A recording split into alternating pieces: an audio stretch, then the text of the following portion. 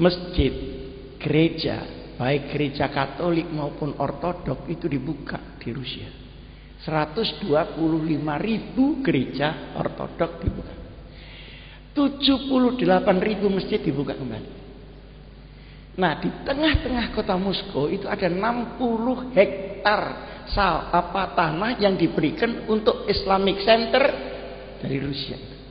60 hektar di tengah kota Moskow. Di dekat Tiananmen, di dekat lapangan merah, di sana namanya ada Red Square, itu lapangan merah. Jadi wa makaru wa makarallah wallahu khairul makirin. Jadi embrio Islam itu sudah mulai tumbuh. Sekarang anak-anak Rusia sudah belajar ke Indonesia dan sebagainya untuk belajar Islam. Nah, anehnya setelah tahun 90 mengalahkan komunis timur, orang barat ini mengalihkan perhatian untuk mengalahkan dunia Islam yang di Timur Tengah. Nah, caranya pada tahun 96-97 ada sebuah buku yang dikarang oleh Samuel Huntington. Itu namanya Clash of Civilization, judulnya itu. Artinya pertentangan budaya antara barat dan timur. Yang di situ digambarkan seakan-akan buku ini memberitahu bahwa nanti ada clash fisik dengan adanya clash budaya itu. Sehingga setelah saya baca, saya tidak percaya bahwa itu adalah clash budaya. Yang benar adalah clash of interest. Ini seperti suatu warning, suatu isyarat bahwa akan terjadi benturan antara barat dengan timur tengah dan dunia Islam. Kalau istilah Jawa Timur, ndak lido. 2 tahun kemudian ada peristiwa 11 September. 11 September itu katanya Amerika. Pesawat Amerika dibajak oleh orang lain untuk ngebom dua menara kembar itu. Saya juga mikir, karena saya ke sana. 9 September terjadi itu, saya tanggal 7 Februari tahun 2002, peristiwanya itu 2001. Saya ke sana melihat kenyataannya. Nah, berita yang saya terima dari kaum muslimin yang ada di Amerika, itu pesawat Pak nggak ada orangnya. Yang kedua nggak ada jendelanya. Yang ketiga black box-nya itu nggak pernah ketemu. Bagaimana ini bisa nabrak? Gitu. Lalu gedung itu runtuhnya ke bawah, bukan ke samping ini. Coba runtuhnya ke samping, maka seluruh New York akan hancur. Karena pencakar langit itu jaraknya cuma 10 meter, 15 meter gitu. Turun ke bres, ini ke bawah. Dan 3.500 orang Yahudi yang mestinya kerja, hari itu semua tidak masuk. Tidak masuk kerja. Nah, sehingga banyak spekulasi. Ini sebetulnya siapa? 2 bulan setelahnya George W. Bush kemudian mengumumkan bahwa ini kerjaan Al-Qaeda. Kerjaan Al-Qaeda. Manhum Al-Qaeda. Al-Qaeda itu sebetulnya bikinan Amerika ketika dia menghadapi Uni Soviet. Tetapi ketika Uni Soviet sudah dikalahkan, ini Al-Qaeda menjadi kekuatan militer luar biasa yang menakutkan, maka harus dihancurkan terlebih dahulu. Di samping untuk tidak membongkar borok-borok dari barat di dalam perang dingin itu dengan Amerika. Maka dibunuhlah Afghanistan, tapi sebetulnya yang menjadi tujuan adalah Irak. Karena dia berpotensi minyak, dia berpotensi untuk membuat gerakan langsung kepada Israel.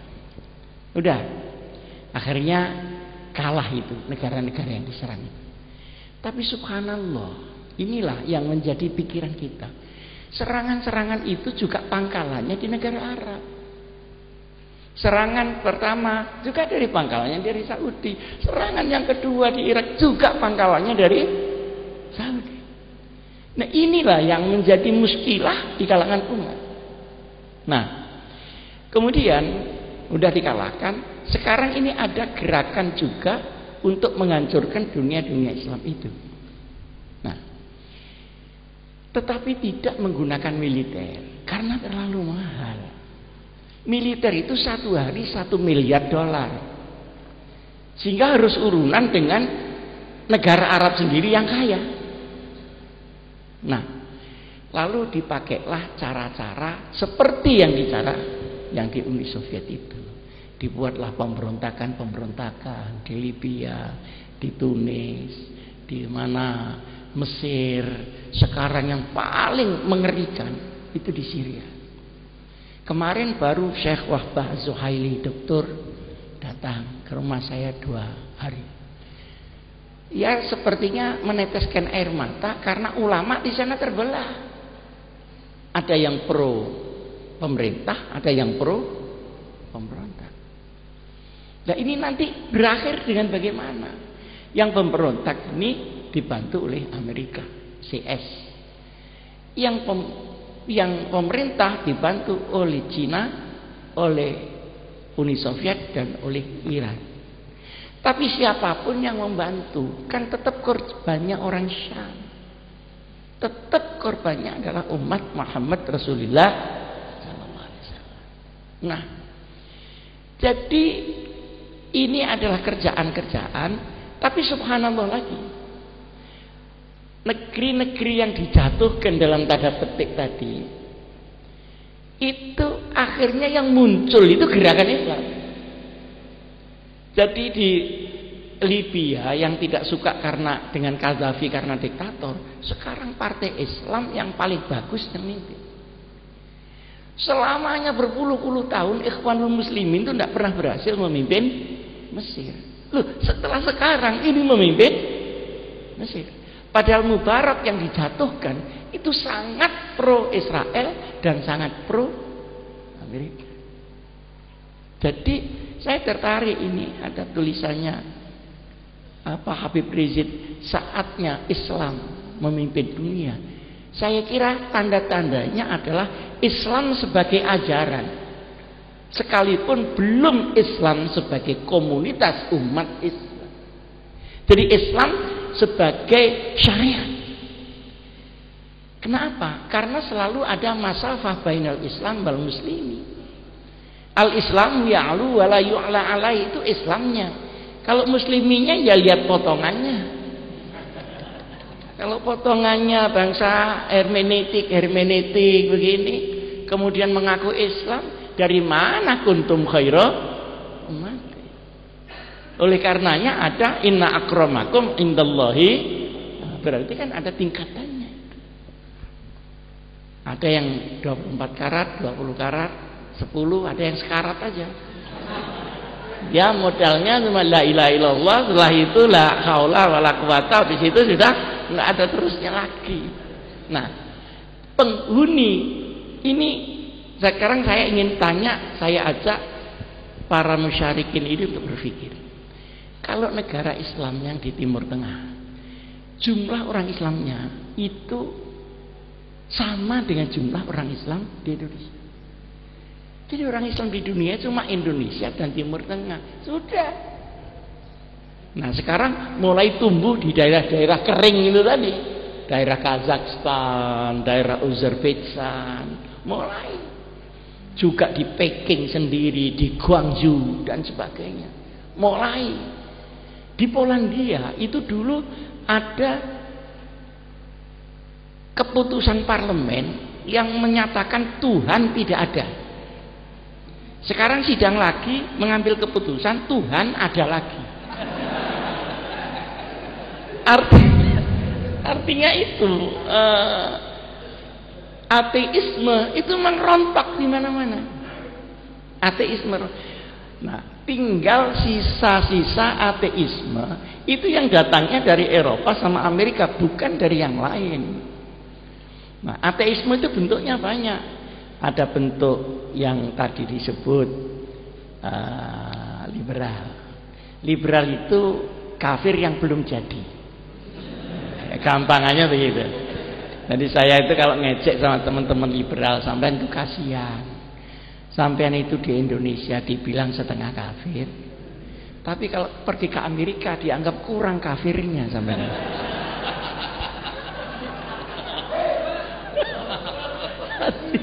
Jadi umpama gelas ini setengah penuh begini. Jadi sering kan saya keluar negeri sama teman-teman yang ngecil-ngecil itu, dia kemukakan pikirannya ya diketawakan, wong sana itu sudah lebih kafir daripada yang diterangkan ini tadi. Mendingan saya menerangkan beda dengan mereka, mereka mendengar, oh ternyata ada yang beda di dunia ini. Apalagi kalau kita bisa tawasud dan i'tidal, mereka akan mikir. Nah, sekarang ekonominya rusak di barat, ini subhanallah, dan mulai mereka akan meninggalkan kapitalisme, meninggalkan itu. Tapi yang sudah kadung diimpor, diekspor keluar, ini tumbuh di mana-mana. Tapi sebetulnya orang barat sendiri sudah bosan dengan kapitalisme yang sekarang ternyata runtuh. Dan sudah bosan dengan ateisme yang membuat orang menjadi kehilangan kemanusiaan dan kehilangan hati nurani. Nah, kita sedang menuju kepada kesana. Ini kan tell me, telat mikir namanya kita. Juraganya sudah bosan gitu. Lebih dindonya kok saya nyergepi gitu. Nah, pertanyaan saya tadi, kalau negara Indonesia yang jumlahnya hampir sama dengan seluruh orang Islam di Timur Tengah, mungkin tidak menjadi sasaran daripada gerakan-gerakan yang tidak benar itu. Kira-kira mungkin apa tidak mungkin? Sangat mungkin. Nah, tetapi harus ingat bahwa mereka kalau menyerang di satu itu kan harus ada maudhu'nya, harus ada temanya. Misalnya Baksul Masail ini maudhu'iyah apa waqi'iyah, nah kan begitu. Nah, mereka kalau masuk di Libya maudhu'nya mesti kediktatoran Gaddafi. Kalau masuk misalnya di Mesir, misalnya masalah ekonomi, masalah apa, masalah. Kalau masuk di Syria, mungkin masalah demokratisasi yang tidak jalan. Nah, kalau ini nanti melanda Indonesia, ternyata Indonesia itu negara-negaranya negara demokrasi. Semua boleh, termasuk maksiat juga boleh.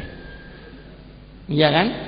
Termasuk maksiat juga boleh. Nah, pasti mereka tidak menggunakan cara yang dipakai di Libya, tidak menggunakan cara yang dipakai di Timur Tengah. Pasti dia akan berselancar di atas proses demokrasi itu.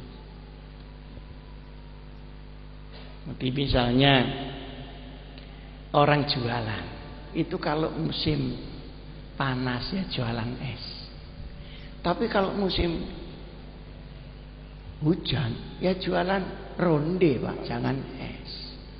Nah, oleh karenanya demokrasi yang ada di Indonesia itu bagaimana diwarnai seperti apa yang mereka kehendaki. Nah, masuknya dari mana? Masuknya pertama, Pak Harto ini kan dianggapnya orang yang berhasil dalam tanda petik menjaga keamanan dan menjaga Pancasila, sehingga semua unsur-unsur yang kira-kira tidak cocok itu nggak bisa masuk waktu zaman Orde Baru, tidak nemen-nemen seperti sekarang.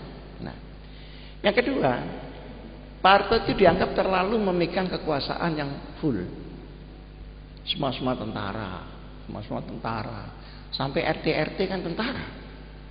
Sampai orang yang takut itu mesti rumahnya ditulisi keluarga ABRI, kan gitu dulu itu. Suruhannya sidik-sidik celuk koramil gitu. Yang tidak punya keluarga ABRI ya ditulisi tetangga ABRI gitu. Saking dia urusannya sampai masih ingat itu ya?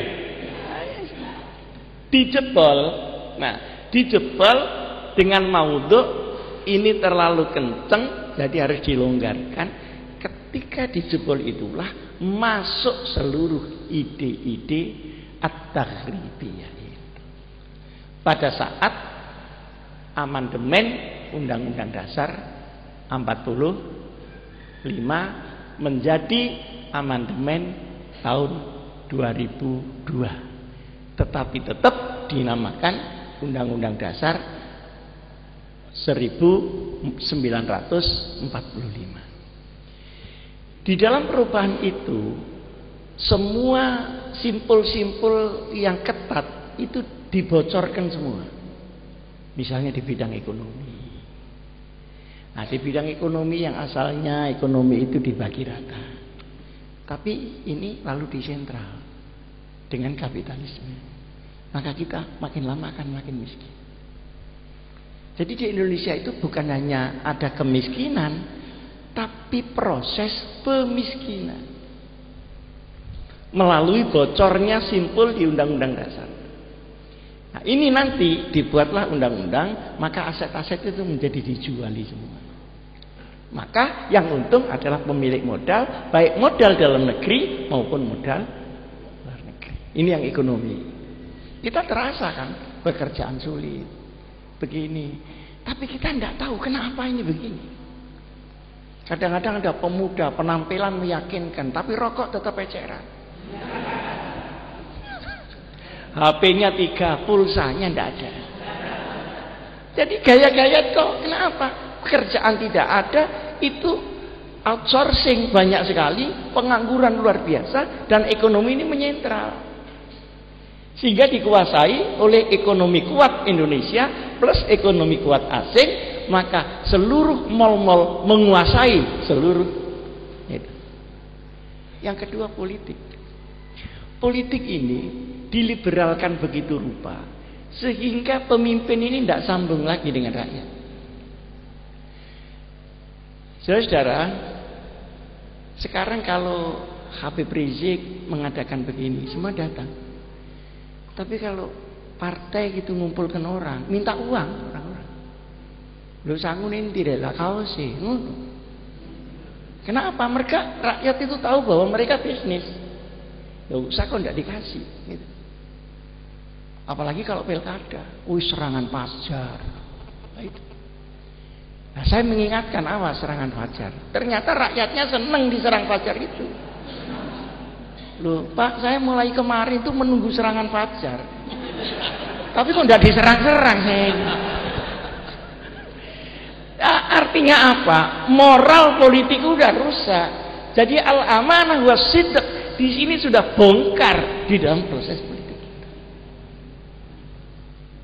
Sehingga kalau sampai milih itu tidak bisa nitip apa-apa kepada yang dipilih. Yang dipilih pun juga tidak pernah ingat siapa yang milih.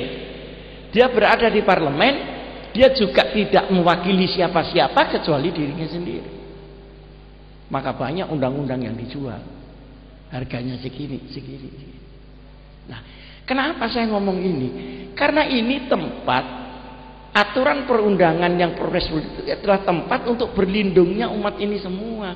Nah, kalau undang-undang sini jebol setiap hari, kita ini kan seperti menahan banjir tapi dihilir.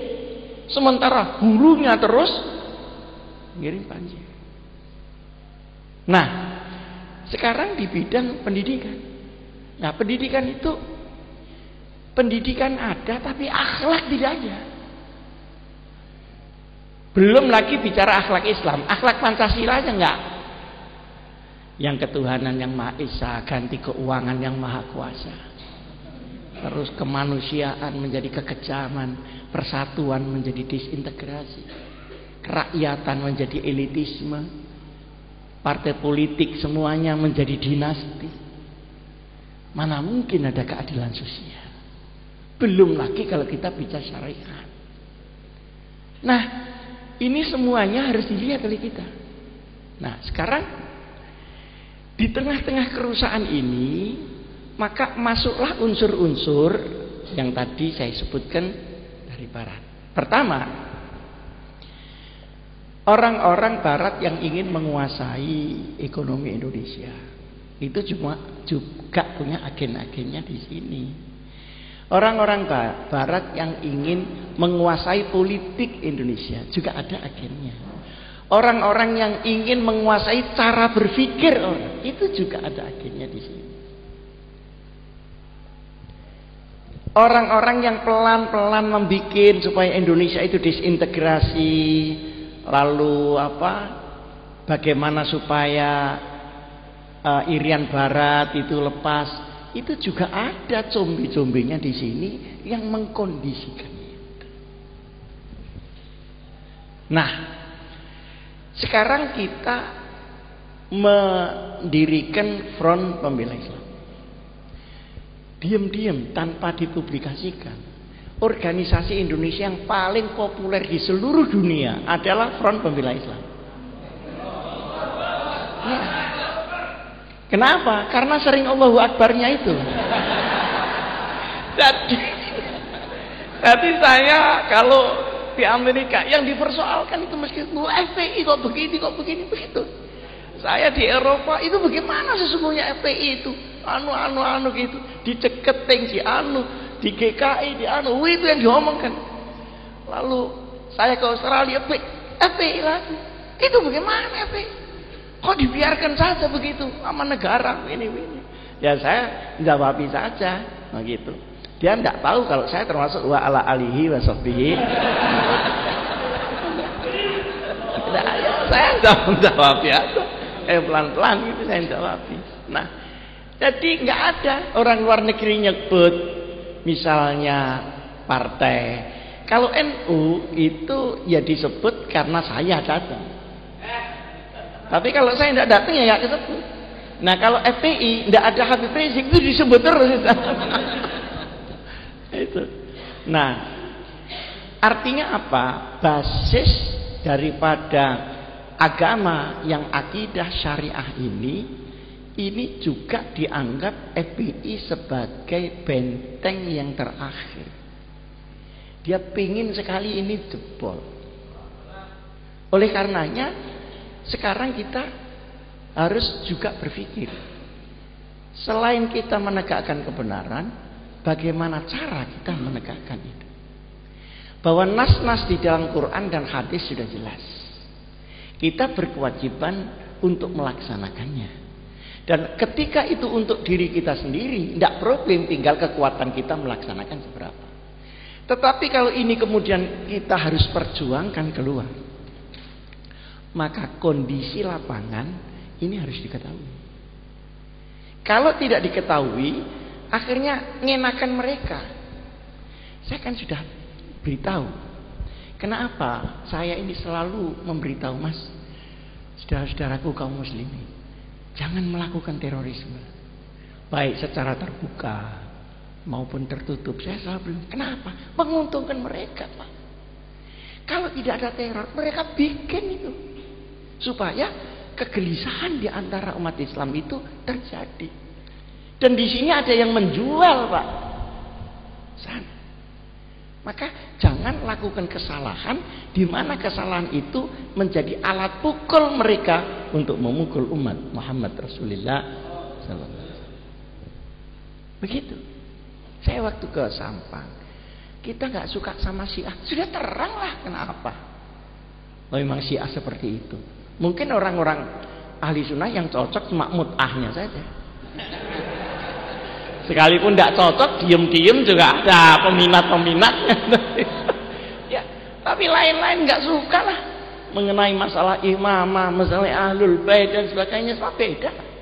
Loh, tapi jangan melakukan hal yang kira-kira itu melanggar hukum sehingga orang-orang combe-combe tadi teriak-teriak dan melaporkan ke luar negeri untuk dipukul kembali negara Indonesia. Jadi kalau saya teriak-teriak itu bukan saya membantu Amerika, Pak. Saya tidak ingin bahwa Islam melakukan sesuatu gol bunuh diri, sehingga yang untung itu dia, padahal dia tidak nyepak. Kita aja yang nyepak, dapat ya 1-0. Kita bunuh diri lagi 2-0. Nah, kalau saya seringkali juga kalau ada konflik gereja datang, itu kan saya lihat ini soal agama, apa soal politik yang diagamakan, apa soal ekonomi yang diagamakan, apa soal kepentingan di belakang itu ada, itu diteliti. Nah, oleh karenanya maka saya menghormati FPI ini pada basis akidah dan syariah ini. Tapi bagaimana cara membawakannya? Ini kita harus mempunyai peralatan-peralatan yang cukup dan luas. Misal saja, ini usul bukan menggurui ya. Usul. Di FPI ada tim atau badan yang mengkaji kondisi nasional.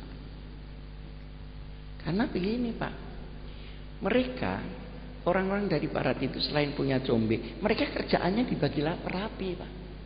Mana yang akan menggunakan HAM, mana yang akan menyerang Islam, mana yang akan menyerang pemerintah, itu masing-masing rapi.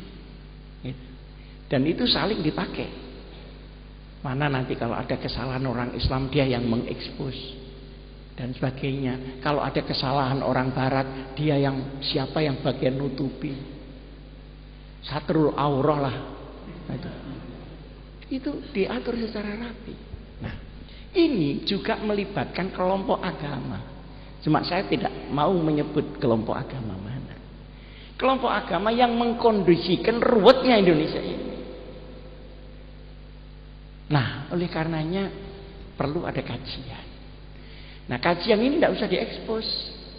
Kajian ini untuk mengkaji bagaimana pengaruh barat di sini, apa saja kerjaan LSM itu dan sebagainya dan sebagainya.